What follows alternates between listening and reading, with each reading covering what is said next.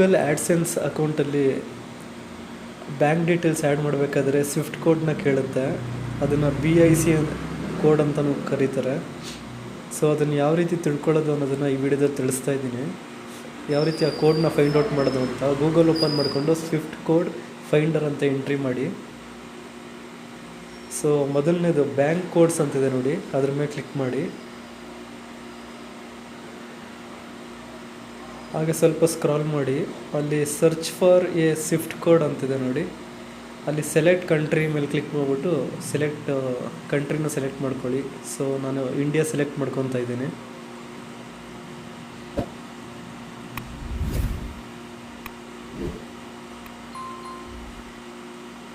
So ಅದಾದಮೇಲೆ ಯಾವ bank ಅಂತ ಕೇಳುತ್ತೆ. ಸೊ ನಮ್ಮದು state bank of India. So ಅದು ಸೆಲೆಕ್ಟ್ ಮಾಡ್ಕೊತಾ ಇದ್ದೀನಿ. ಸೊ ನಿಮ್ದು ಯಾವ ಬ್ಯಾಂಕ್ ಆಗಿರುತ್ತೆ ಅದನ್ನು ಸೆಲೆಕ್ಟ್ ಮಾಡ್ಕೊಳ್ಳಿ.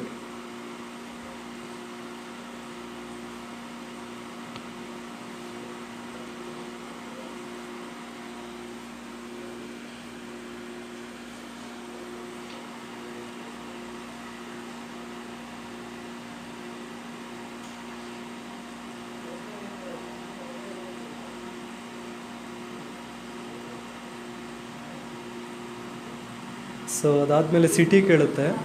ಸೊ ನಾವು ಬೆಂಗಳೂರಲ್ಲಿರೋದು, ಸೊ ಬೆಂಗಳೂರು ಸೆಲೆಕ್ಟ್ ಮಾಡ್ಕೊತಾ ಇದ್ದೀನಿ. ಸೊ ನಿಮ್ದು ಯಾವ ಸಿಟಿ ಆಗಿರುತ್ತೆ ಅದನ್ನು ಸೆಲೆಕ್ಟ್ ಮಾಡ್ಕೋಬೋದು. ಅದಾದಮೇಲೆ ಸೆಲೆಕ್ಟ್ ಎ ಸ್ವಿಫ್ಟ್ ಕೋಡ್ ಅಂತ ಬರುತ್ತೆ.